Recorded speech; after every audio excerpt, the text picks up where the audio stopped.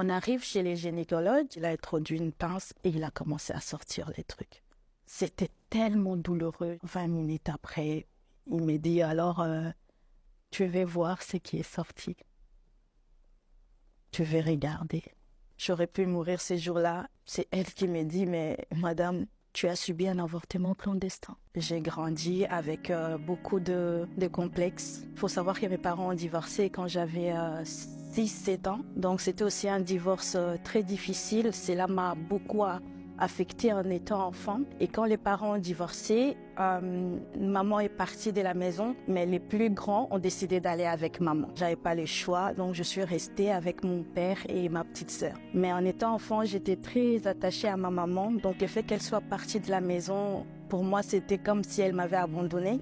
Et j'avais pas beaucoup d'amis. J'étais dans mon coin et c'est comme ça que j'ai grandi. Je suis née à Kinshasa et quand je suis arrivée en Belgique, en fait, j'avais 12-13 ans quand je suis arrivée ici. Dans la famille, j'ai trouvé un ami à mon grand frère.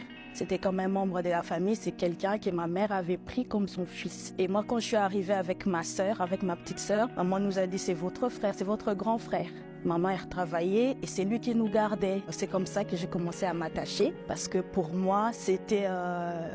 Faut savoir, quand j'étais petite, je pensais pas que mes parents m'aimaient. Je sentais pas que j'étais aimée. Je pensais que mes parents aimaient plus ma petite sœur que moi. Donc j'avais ces dépendances affectives, ces manques d'amour. J'étais toujours à la recherche de l'amour. Il a compris que j'avais ces manques et c'est comme ça qu'il a commencé à abuser de moi. Il a commencé doucement à me mettre en confiance. C'était par les paroles valorisantes. C'était comme un confident, un ami pour moi. Il était tout le temps présent. Il me mettait en confiance et il me disait, moi je t'aime, tu sais que dans ta famille on t'aime pas.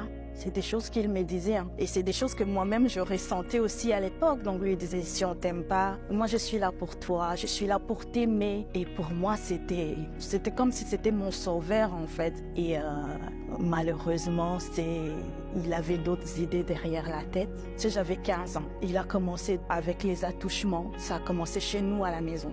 Je réalisais pas où j'avais peur de les perdre. Je sais pas ce qui s'est passé dans ma tête, dans la tête d'une gamine de 15 ans. Je n'ai pas eu le courage d'en parler à qui que ce soit.